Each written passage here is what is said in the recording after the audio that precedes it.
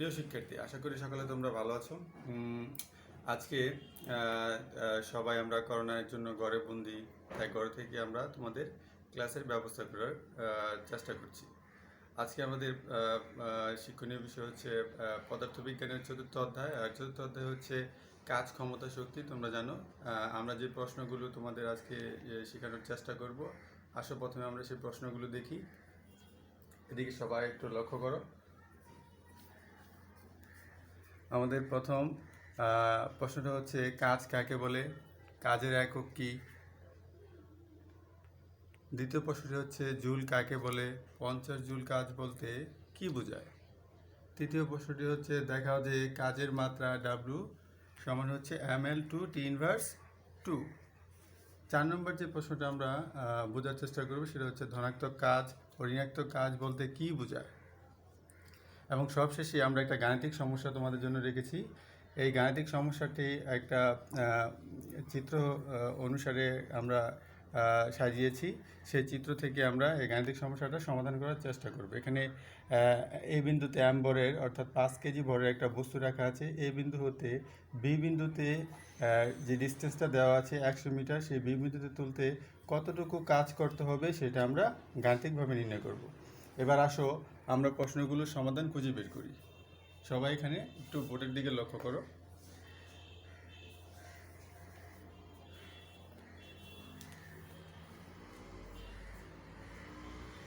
আমাদের প্রথম প্রশ্নটা ছিল কাজ কাকে বলে, কাজের একক কি। প্রথমে কাজের সংজ্ঞাটা আমাদের জানতে হবে, কাজ আসলে কি। যেমন আমি তোমাদের অঙ্ক শেখাচ্ছি বা আমি যদি এখানে দাঁড়িয়ে কোনো কম্পিউটারে কাজ করি বা পড়াশোনা করি, এটা আপাতদৃষ্টিতে একটা কাজ মনে হয়, কিন্তু পদার্থবিজ্ঞানে বা বিজ্ঞানের ভাষায় এগুলো কোনো কাজ নয়। পদার্থবিজ্ঞানে বা বিজ্ঞানের ভাষায় কাজ বলতে অন্যরকম জিনিস বোঝায়। যেমন কোনো একটা বস্তুর ওপর যদি তুমি বল প্রযুক্ত করো এবং এই বল প্রযুক্ত করার জন্য এই বস্তুটির যদি অবস্থানের পরিবর্তন ঘটে, অর্থাৎ বস্তুটি যদি সরণ ঘটে, বলের দিকে যদি সরণ ঘটে এবং সেই সরণটাকে যদি আমরা একটা ডিস্টেন্স দিয়ে প্রকাশ করি, এস ধরলাম, সেই সরণ যদি 5 মিটার হয়, তাহলে আমরা কাজ বলতে বুঝাবো বল ইনটু সরণ, অর্থাৎ বল ইনটু সরণ। এই বল ইনটু সরণের গুণফলই হচ্ছে কাজ।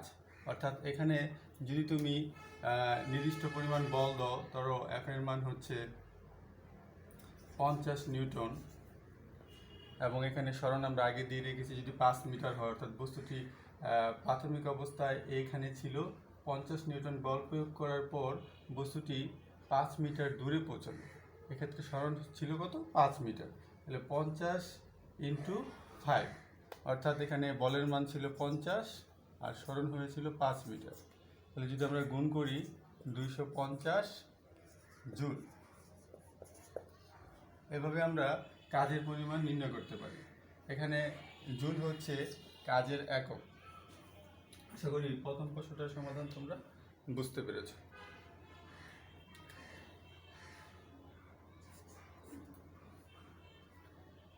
আমাদের দ্বিতীয় প্রশ্নটা ছিল জুল কাকে বলে। 50 জুল কাজ বলতে কি বোঝায়। যদি আমরা কাজের সংজ্ঞাটা বুঝে থাকি তাহলে আমরা জুলের সংজ্ঞাটাও খুব ভালোভাবে বুঝব। এখানে লক্ষ্য করো, আমরা আবার একটা বস্তু নিলাম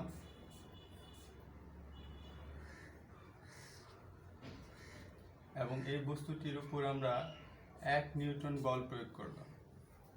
এতে বস্তুটির সরণ ঘটল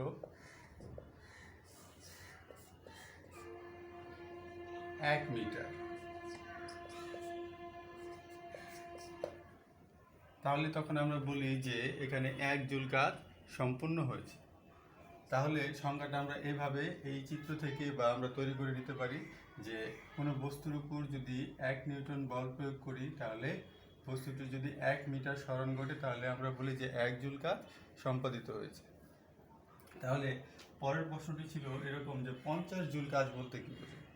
তাহলে নিশ্চয়ই 50 জুল কাজ যদি আমরা বলি, তখন আমরা বলি যে 1 নিউটন বল প্রয়োগ করার পর যদি বস্তুটির সরণ 50 মিটার হয়, তাহলে আমরা বলি যে এখানে 50 জুল কাজ সম্পাদিত হয়েছে। কথাটিকে আমরা ঘুরিয়েও বলতে পারি, যদি আমরা বলি যে 50 নিউটন বল প্রয়োগ করার পর বস্তুটির সরণ 1 মিটার হয়, তাহলে যে 50 জুল কাজ বলতে আমরা এটাও এভাবে বুঝে সংখ্যাটা শেষ করতে পারি। তাহলে এভাবে 50 জুল, 100 জুল, 500 জুল, যত জুলই বলুক, এভাবে আমরা সংখ্যা তৈরি করতে পারি। আচ্ছা, আমাদের তৃতীয় প্রশ্ন ছিল কাজের মাত্রা নির্ণয়।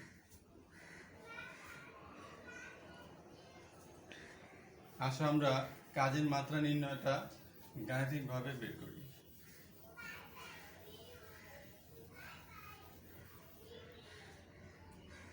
কাজের মাত্রা আমরা কাজের সংজ্ঞা থেকেই নির্ণয় করতে পারি।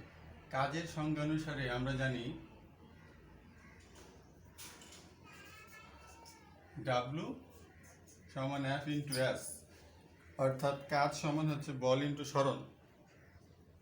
এই ইকুয়েশনটা থেকে আমরা কাজের মাত্রাটা সহজেই বের করতে পারি। তাহলে আমাদের কাজের মাত্রা নির্ণয় করতে হলে প্রথমে আমরা লিখতে পারি এখানে কাজের মাত্রা সমান হচ্ছে বলের মাত্রা ইন্টু সরণের মাত্রা। তাহলে কাজের মাত্রা জানতে হলে বলের মাত্রা আর সরণের মাত্রা জানা জরুরি। আচ্ছা, বল সম্পর্কে আবার আমরা জানি যে বল হচ্ছে ভর ইন্টু ত্বরণ, ভর ইন্টু ত্বরণ।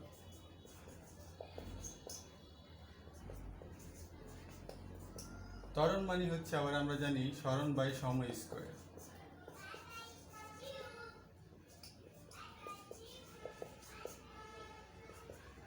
এবার বর, সরণ, সময় এগুলোকে আমরা বরকে এম দ্বারা প্রকাশ করব, সরণকে এল, সময়কে টি এভাবে প্রকাশ করব। এগুলোকে যদি আমরা এভাবে লিখি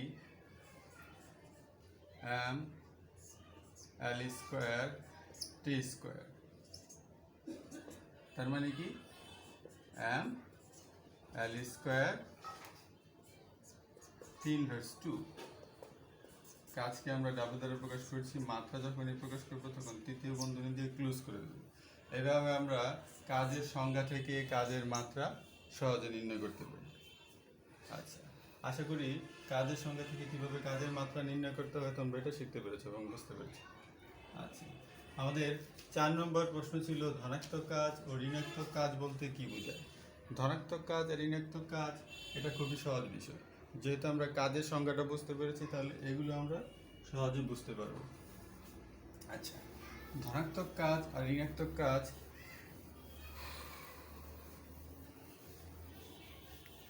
আমরা একটু ভালোভাবে শিখি।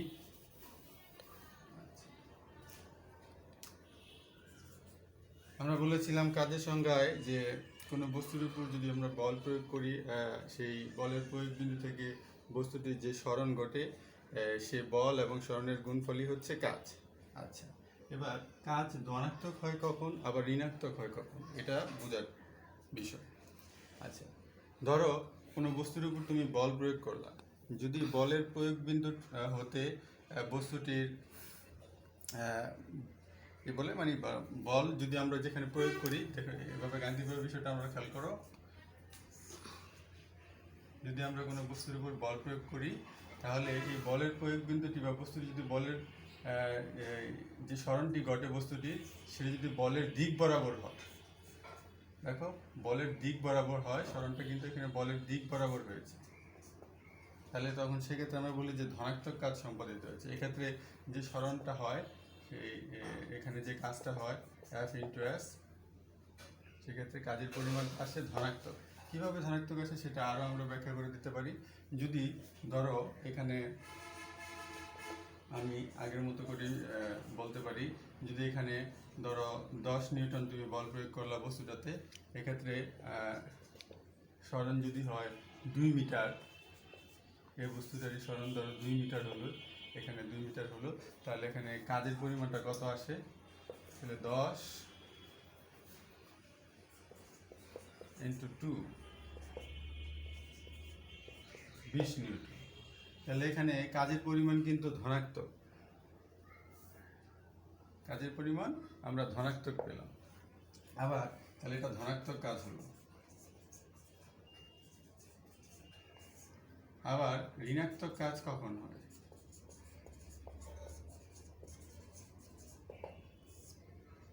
কোনো বস্তুর উপর যদি বল প্রয়োগ করার পর সরণ যদি বলের বিপরীত দিকে ঘটে, তাহলে সেই ক্ষেত্রে আমরা বলি যে বস্তুর এখানে যে কাজ সম্পাদিত হয় সেটা হচ্ছে ঋণাত্মক কাজ।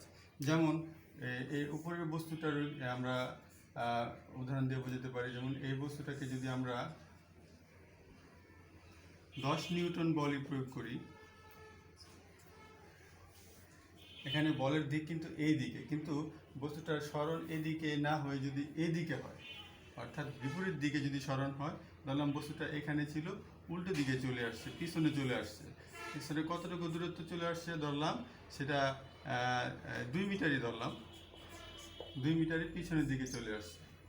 তাহলে এই ক্ষেত্রে আমাদের কৃত কাজ হবে W F into minus S. যেহেতু এখানে বিপরীত দিকে বস্তু সরণ হয়েছে, তাই আমরা সরণকে ঋণাত্মক চিহ্ন দেবো।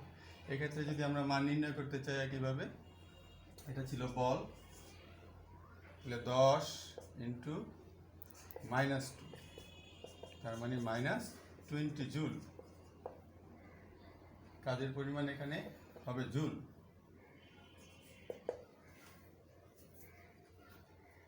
এভাবে ধনাত্মক এবং ঋণাত্মক কাজগুলো আমরা বের করে নিতে পারবো। আশা করি ধনাত্মক কাজকে ঋণাত্মক কাজকে তোমরা বুঝতে পেরেছো। আচ্ছা, আমাদের সবশেষে একটা গাণিতিক সমস্যা ছিল এবং গাণিতিক সমস্যাটা কাজ সংক্রান্ত ছিল। সেই গাণিতিক সমস্যাটা আমরা এখন সমাধান করা এবং বোঝার চেষ্টা করব।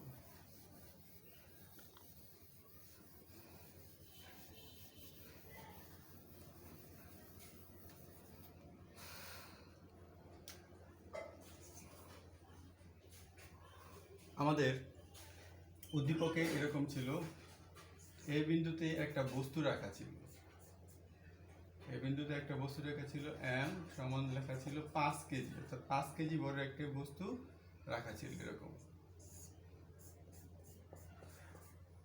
এই বস্তুটাকে বি বিন্দুতে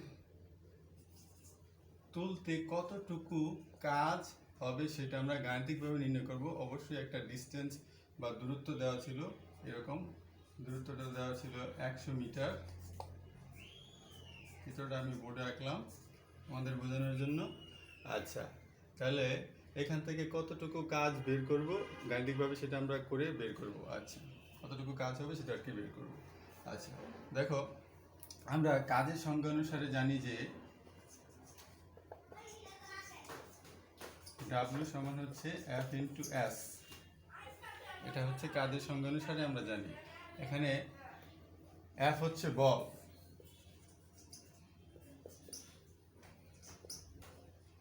এখানে আমরা লিখবো এমজি, অর্থাৎ ভর ইন্টু ত্বরণ। এখানে বলের সংজ্ঞা আমরা যখন বলের ইকুয়েশন শিখছিলাম তখন আমরা জানছি যে বল হচ্ছে ভর ইন্টু ত্বরণ, কিন্তু এক্ষেত্রে আমাদের বস্তুটা কিন্তু ভূমিতে রাখা ছিল।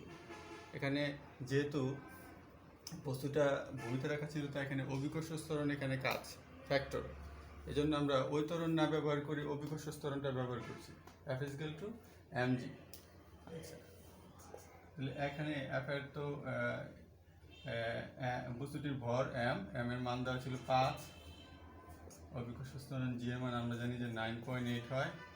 এটাকে যদি আমরা গুণ করি 5 9 45, 5 40, তার মানে 49 এত নিউটন, অর্থাৎ প্রায় 49 নিউটন বল এখানে কাজ করছে। এখন এই 49 নিউটন এর সমপরিমাণ বল এখানে প্রয়োগ করে তারপরে এটাকে বি বিন্দুতে নিতে হবে। এখন এতটুকু বল প্রয়োগ করতে কতটুকু কাজ করতে হবে সেটা আমরা অঙ্ক করে নির্ণয় করব। আচ্ছা, তাহলে এখানে দূরত্বটা দেওয়া ছিল এস, তার মানে S is equal to H ধরলাম আমরা 100 মিটার। আমরা নির্ণয় করব কাজ, ডাব্লিউ সমান হোয়াট। তাহলে এই ইকুয়েশনে থেকে আমরা এখন এভাবে লিখতে পারি, সুতরাং ডাব্লিউ সমান হচ্ছে এফ এর জায়গায় বসাতে পারি এম জি, আর এস এর জায়গায় এইচ, তাহলে এম এর মান আমরা জানি 5, জি এর মান 9.8 আর এইচ এর মান হচ্ছে 100। যদি গুণ করি 4900 জন। এভাবে আমরা সমাধানটা করতে পারি। আশা করি সকলে তোমরা বুঝতে পেরেছো। তো আমাদের আজকের অধ্যায়ের 4th অধ্যায়ের কার্যক্রম এতটুকুই আছে। আমরা পরবর্তী ক্লাসে তোমাদের এই ক্ষমতা সম্পর্কে বিভিন্ন প্রশ্ন এবং গাণিতিক সমস্যা সমাধান করার চেষ্টা করব। আশা করি তোমরা পরবর্তী ক্লাসও থাকবে এবং নিয়মিত আপডেটগুলো আমাদের কাছ থেকে বুঝে নেবে। তো আজ এ পর্যন্ত, সবাই ভালো থেকো। আল্লাহ হাফিজ।